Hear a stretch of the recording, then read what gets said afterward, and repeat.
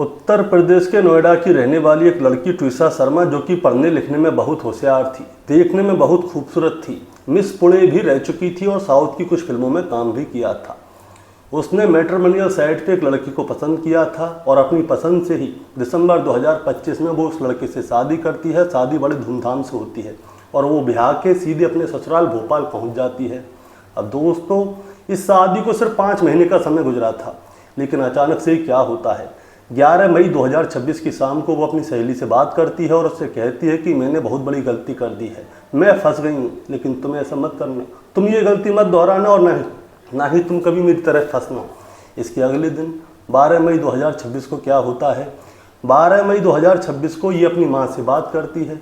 बहुत देर तक बात करती है, लेकिन वो अपनी माँ को अपने मन की बात बता नहीं पाती। इसके बाद फ़ोन कट जाता है, लेकिन कुछ समय बाद ट्विसा शर्मा के ससुराल से उसकी माँ के फ़ोन जाता है उसकी माँ के पास और उन्हें बताया जाता है कि ट्विसा शर्मा की हालत बहुत ज़्यादा ख़राब है और वो लोग उसे एम्स लेके जा रहे हैं। अब दोस्तों, जैसे ही परिवार वालों को ये वाली बात पता चलती है तो वो भी जल्दी से एम्स पहुंच जाते हैं और वहां पे जाके उन्हें पता चलता है कि जो ट्विसा शर्मा है उसकी जीवन लीला समाप्त हो चुकी है। अब दोस्तों, इसके बाद ये मामला ट्रेंड में चला जाता है।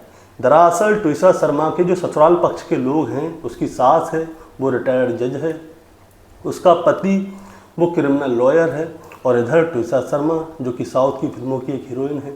अब ये मामला सोशल मीडिया पे ट्रेंड करने लगता है और इसके बाद सभी लोग ये जानना चाहते हैं कि आखिर ट्विसा शर्मा कौन है, इसके साथ क्या हुआ और क्या इसके ससुराल वालों ने इसको मारा या इसी ने आत्महत्या की है। अब इसके बाद दोस्तों, सभी लोग ये जानना चाहते थे और आज ट्विसा शर्मा के बारे में ही हम बात करेंगे। दोस्तों, कहानी शुरू करूंगा उससे पहले मैं बस आपसे यही कहना चाहूँगा कि अगर आप मेरे चैनल पर नए हैं तो चैनल को जल्दी से सब्सक्राइब कर दीजिएगा, ताकि रोजाना रात को 8 बजे मैं आपके लिए एक सच्ची घटना की कहानी लेकर आ सकूं। नमस्कार दोस्तों, मैं गौरव शर्मा और आप देख रहे हैं गौरव शर्मा सफ़र। दोस्तों, आज की जो सच्ची घटना मैं आपको सुनाने जा रहा हूं, ये सच्ची घटना शुरू होती है उत्तर प्रदेश के नोएडा से। नोएडा की ही रहने वाली थी ट्विसा शर्मा।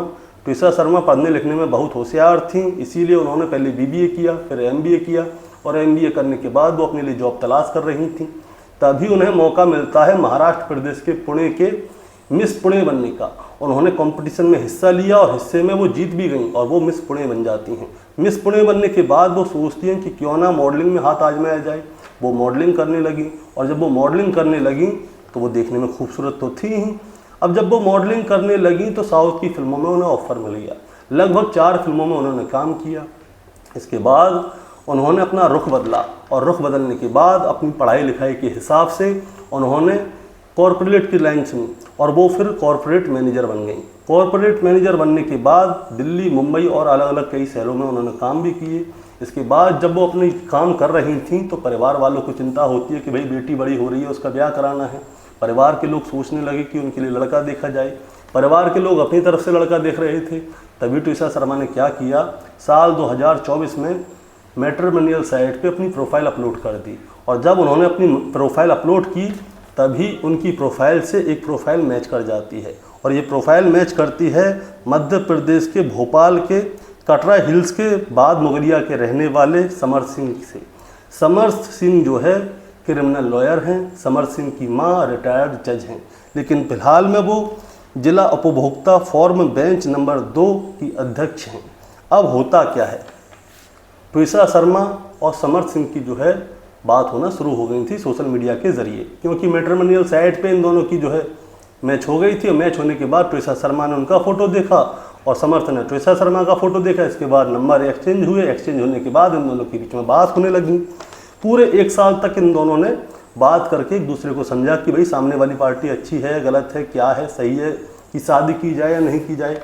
1 साल बाद इन लोगों ने फैसला किया कि हाँ, ये दोनों एक दूसरे के लिए बिल्कुल परफेक्ट हैं, इसीलिए इन दोनों को शादी करनी चाहिए।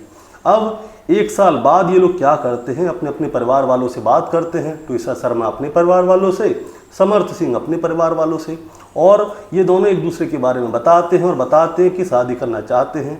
अब परिवार वाले कहते हैं कि भाई मिलवाओ। अब एक दूसरे को दिखवाया जाता है और दिखवाने के बाद लड़का लड़की की जोड़ी बहुत अच्छी लग रही होती है, परिवार वाले मान भी जाते हैं। और जब परिवार वाले मान जाते हैं तो 12 दिसंबर 2025 को बड़े ही धूमधाम से इनकी शादी होती है। लड़की के पिता ने जो एक लड़की का बाप कर सकता है शादी में खर्चा, उस हिसाब से ही लड़की के पिता ने बड़े ही धूमधाम से शादी करवाई। जो भी दान दहेज देना लेना था, बारातियों का स्वागत करना था, वो सारी चीज़ें जो सोच सकता है इंसान उससे अच्छा ही करवाया, यानी कि अपनी तरफ से कोई कमी नहीं रखी। अब इसके बाद शादी हो जाती है और शादी के बाद ट्विशा शर्मा अपनी ससुराल भोपाल पहुंच जाती है। और भोपाल पहुंचने के बाद क्या होता है दोस्तों, 12 दिसंबर को शादी हुई थी। दिसंबर से जनवरी तक सब कुछ बहुत अच्छा चल रहा होता है, लेकिन जनवरी के बाद आता है फरवरी, और जब फरवरी आ जाता है तो इन दोनों के बीच में जो है मनमुटाव चलने लगता है। मनमुटाव चलने लगता है तो पति जो समर्थ है उसका बोलने का तरीका चेंज हो जाता है ट्विशा शर्मा से। इसलिए ट्विशा शर्मा बड़ी परेशान हो जाती है। वो क्या करती थी, कभी कभी नोएडा भी आ जाती थी अपने मायके घूमने फिरने। अब सब कुछ ठीक चल रहा था, परिवार वालों को पता था कि भाई पति पत्नी के बीच में झगड़ा चल रहा है। ट्विशा शर्मा 2 महीने की गर्भवती भी थी। अब तारीख आती है 11 मई 2026। 11 मई 2026 को ट्विशा शर्मा ने अपनी एक फ्रेंड को मैसेज किया, और मैसेज में उसने लिखा कि मैं तो फंस गई हूँ, मेरे से तो एक गलती हो गई है, लेकिन तुम ये गलती मत करना, नहीं तो तुम भी मेरी तरह फंस जाओगी। अब दोस्तों इस मैसेज के बाद तारीख आती है 12 मई 2026। 12 मई 2026 को ट्विशा शर्मा ने दोपहर में अपनी माँ से बात की थी। बहुत देर तक बात की थी, लेकिन ऐसी कोई बात हुई नहीं थी कि उसकी माँ को कोई शक हो या कुछ हो। अब बात होने के बाद फ़ोन कट जाता है, लेकिन ट्विशा शर्मा जो है अपने मन की बात बता नहीं पाती कुछ भी। शाम के समय पे ट्विशा शर्मा की ससुराल से उसकी मायके में फ़ोन जाता है, और फ़ोन जाने के बाद पता चलता है कि ट्विशा शर्मा मर चुकी है। अब जैसे ही ट्विशा शर्मा के परिवार वालों को ये वाली बात पता चलती है तो ट्विशा शर्मा के परिवार वालों का रो रो कर बुरा हाल हो जाता है। वो तुरंत ही नोएडा से भोपाल के लिए निकल जाते हैं। अब वो भोपाल जाते हैं तो एम्स में जाके पता चलता है कि ट्विशा शर्मा मर चुकी है। एम्स हॉस्पिटल में इन लोगों ने भर्ती कराया था। अब भर्ती कराने के बाद 13 मई 2026 को ट्विशा शर्मा के परिवार वाले क्या करते हैं, वो नज़दीकी पुलिस स्टेशन जाते हैं और वहाँ पे जाके बताते हैं कि हमारी बेटी की इस वाले परिवार में शादी हुई थी। समर्थ सिंह उसके पति का नाम है। जज और जो उनकी माँ जज है उनके बारे में भी बताते हैं। अब दोस्तों ये सारी बात बता तो देते हैं, लेकिन पुलिस वाले इनकी एक सुनते नहीं हैं और ना ही रिपोर्ट लिखते हैं। अब ना ही रिपोर्ट लिखी जाती है, ना ही इनकी सुनी जाती है। ट्विशा शर्मा के परिवार वाले इंस्टाग्राम की चैट दिखाते हैं कि देखो हमारी बेटी ने अपनी सहेली को एक मैसेज भी किया था कि देखो मैं फंस गई हूँ और मेरे से गलती हो गई है, तो मैं ऐसी मत करना। पुलिस वाले उनकी एक नहीं सुनते, और उसकी वजह थी। वजह ये थी कि ट्विशा शर्मा का जो पति है वो क्रिमिनल लॉयर है और अच्छा खासा लॉयर है, और जो उसकी सास है वो रिटायर्ड जज है। रसूख वाली फैमिली थी। अब जैसे ही पुलिस वालों को ये वाली बात पता चली कि जज साहब का बेटा है और जज साहब का नाम आ रहा है इस केस में, तो पुलिस वालों ने क्या किया, इस रिपोर्ट को लिखा ही नहीं। और जब पुलिस वालों ने इस रिपोर्ट को नहीं लिखा तो ट्विशा शर्मा के परिवार वाले बड़े परेशान हो जाते हैं कि अब वो जाए तो जाए कहाँ। 15 मई 2026 को भोपाल एम्स से ट्विशा शर्मा की पोस्टमार्टम की रिपोर्ट आती है, और जब पोस्टमार्टम की रिपोर्ट आती है तब जाके पता चलता है कि फांसी के फंदे पे लटकने की वजह से उसका दम घुट गया, और दम घुटने की वजह से ट्विशा शर्मा की मौत हो गई है। और इस रिपोर्ट में एक बेल्ट का जिक्र भी था, लेकिन इसको ज़्यादा मोस्ट लिया नहीं गया था। अब जैसे ही पोस्टमार्टम की रिपोर्ट सामने आती है तो परिवार वाले गुस्से से भर जाते हैं, और गुस्से से भरने के बाद वो क्या करते हैं, उस डेड बॉडी को दूल्हे को देने से साफ इनकार कर देते हैं। यानी कि एम्स से पोस्टमार्टम हो चुका है, अब वो डेड बॉडी उसके ट्विशा शर्मा के परिवार वालों को मिलनी थी। तो ट्विशा शर्मा के मायके वाले ने साफ साफ कह दिया कि ये डेड बॉडी जो है ट्विशा शर्मा के पति को नहीं मिलेगी, और ना ही ये इसका अंतिम संस्कार करेगा, और ना ही हम इस रिपोर्ट से संतुष्ट हैं, क्योंकि हमें लगता है कि इस रिपोर्ट में कुछ ना कुछ झोल है और ये रिपोर्ट गलत है। इसीलिए इसकी रिपोर्ट जो है दोबारा से होगा, इसका पोस्टमार्टम दोबारा से होगा। अब पुलिस वाले भी उनको मना रहे थे, लेकिन वो मान नहीं रहे थे। इसीलिए ट्विशा शर्मा के परिवार वाले क्या करते हैं, 17 मई 2026 की दोपहर लगभग 1 बजे मध्य प्रदेश के मुख्यमंत्री आवास के सामने जाके बैठ जाते हैं, और वहाँ पे जाके इंसाफ की मांग करने लगते हैं। और जैसे ही ये वाली बात सामने आती है कि मध्य प्रदेश के मुख्यमंत्री के घर के सामने ट्विशा शर्मा के परिवार वाले बैठे हैं और इंसाफ की मांग कर रहे हैं। दोस्तों पहले क्या हुआ था, पहले ये हुआ था कि ये खबर जो है भोपाल, ट्विशा शर्मा, उसके ससुरालिया और उसके मायके वालों के बीच में सिर्फ इतने ही एरिया में थी, किसी को पता नहीं थी। लेकिन जैसे ही ये मुख्यमंत्री जी के घर के सामने जाते हैं तो वहाँ पे न्यूज़ वाले पहुँच जाते हैं। न्यूज़ वाले पहुँचते हैं तो उन्हें इस पूरी कहानी के बारे में पता चलता है, और जैसे ही उन्हें इस कहानी के बारे में पता चलता है तभी एक्स पे जस्टिस फॉर ट्विसा ये ट्रेंड करने लगता है। और जैसे ही एक्स पे जस्टिस फॉर ट्विसा ट्रेंड करने लगता है तभी ये खबर पूरे देश में फैल जाती है कि साउथ की एक एक्ट्रेस की शादी 5 महीने पहले हुई थी और अब उसकी लाश उसके ससुराल में मिली है।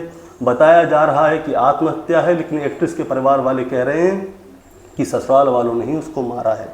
अब इसके बाद जैसे ही ये खबर एक्स पे ट्रेंड करने लगी तो मुख्यमंत्री साहब तक भी ये खबर पहुंच गई। पहले तो पता ही नहीं था उनको, और जब मुख्यमंत्री साहब के पास ये वाली खबर पहुंची तो लगभग 2.5-3 घंटे बाद मुख्यमंत्री साहब क्या करते हैं, अपने यहाँ से कुछ लोगों को भेजते हैं, ट्विसा शर्मा के परिवार वालों से कहते हैं कि आप अंदर चलिए, मुख्यमंत्री साहब आपको बुला रहे हैं। इसके बाद मुख्यमंत्री साहब उन्हें अंदर बुलवाते हैं, उनसे पूछते हैं कि क्या बात है। ट्विसा शर्मा के परिवार वाले पूरी बात बताते हैं और कहते हैं कि हमारी FIR तक नहीं लिखी गई। मुख्यमंत्री जी के कहने पर FIR दर्ज करवाई जाती है, और फिर मुख्यमंत्री जी कहते हैं कि आखिर आप चाहते क्या हैं, आप इतना गुस्से में क्यों हैं। तब जाके ट्विसा शर्मा के परिवार वालों ने 3 मांग अपनी सामने रखी। पहली मांग तो ये थी कि ट्विसा शर्मा के पति को और उसकी सास को गिरफ्तार किया जाए। दूसरी मांग ये थी कि जो पोस्टमार्टम की रिपोर्ट जो सामने आई है वो उससे संतुष्ट नहीं है। ट्विसा शर्मा के परिवार वाले चाहते हैं कि ट्विसा शर्मा का पोस्टमार्टम जो है दिल्ली एम्स में हो और उसकी रिपोर्ट सामने आई। और तीसरी मांग ये थी कि जो केस भोपाल में दर्ज हुआ है उस केस को या तो उत्तर प्रदेश में ट्रांसफ़र कर दिया जाए या फिर दिल्ली में ट्रांसफ़र कर दिया जाए, क्योंकि ट्विसा शर्मा के परिवार वालों को ये वाली बात पता है कि जो उसकी सास है वो जज है और यहाँ के पूरे सिस्टम को वो जानती होगी। तो यहाँ पे तो अगर उसे कोई सज़ा मिलनी होगी तो मिल नहीं पाएगी। और दूसरी बात यह है कि वो नोएडा से भोपाल थोड़ी आएंगे केस को लड़ने के लिए, पैरवी करने के लिए। तो ये केस जो है या तो दिल्ली या उत्तर प्रदेश में ट्रांसफ़र कर दिया जाए। अब दोस्तों होता क्या है, जो ट्विसा शर्मा की सास है वो रिटायर्ड जज है, और रिटायर्ड जज ने क्या किया, पहले ही अपनी अग्रिम जमानत के लिए अप्लाई कर दिया।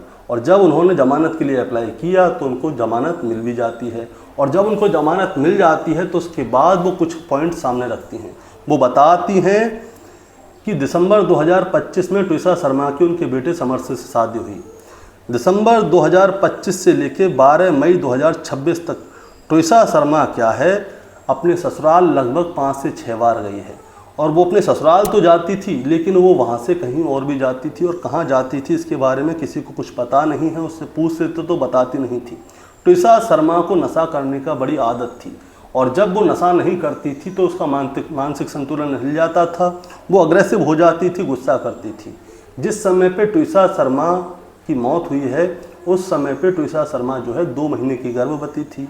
उसकी सास ने एक इल्ज़ाम और लगाया, इल्ज़ाम के बारे में हम क्लियर नहीं कर सकते, लेकिन जो इल्ज़ाम लगाया वही है। 2 महीने की गर्भवती थी लेकिन उसने पहले भी एक बार ऑपरेशन करा लिया है। अब इधर सास और पति जब वो ट्विसा शर्मा प्रेग्नेंट हो गई थी तो उसका जो है अपनी सास और पति से बोलने का जो रवैया था वो पूरी तरह से चेंज हो चुका था, और छोटी छोटी बातों में ही गुस्सा करती थी।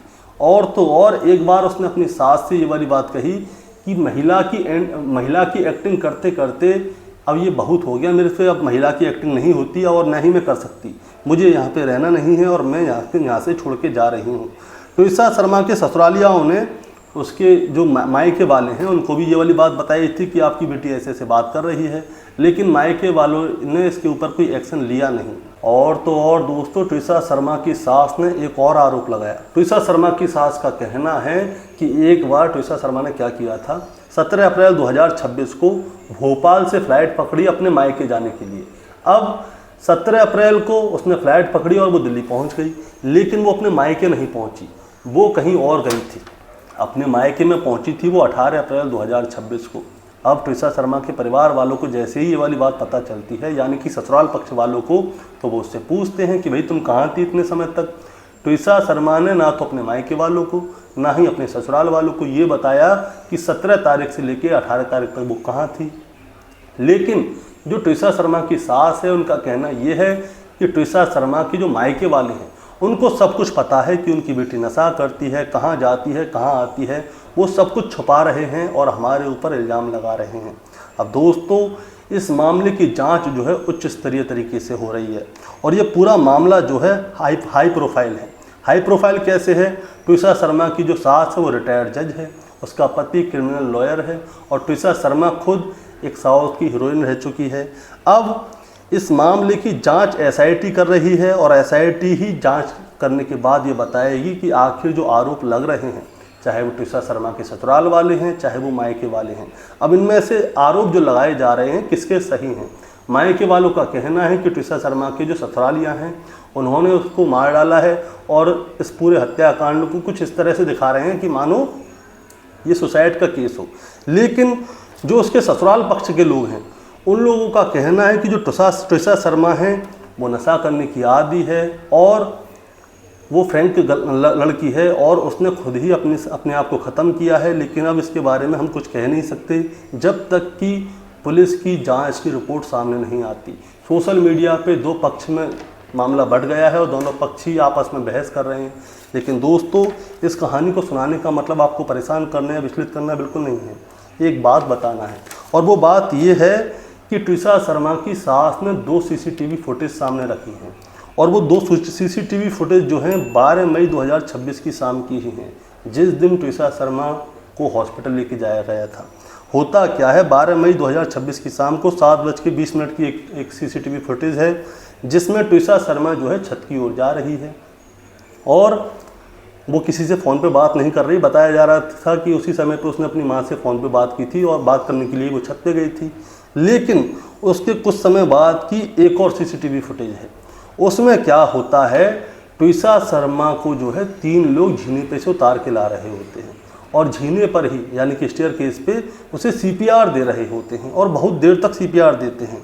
अब ट्विसा शर्मा को सीपीआर देते हैं, उसके बाद में उसे उतार के सीढ़ियों पे से लेके जाया जा रहा होता है। इन 3 लोगों में से एक आदमी उसका पति समर्थ सिंह और 2 उसके दोस्त थे।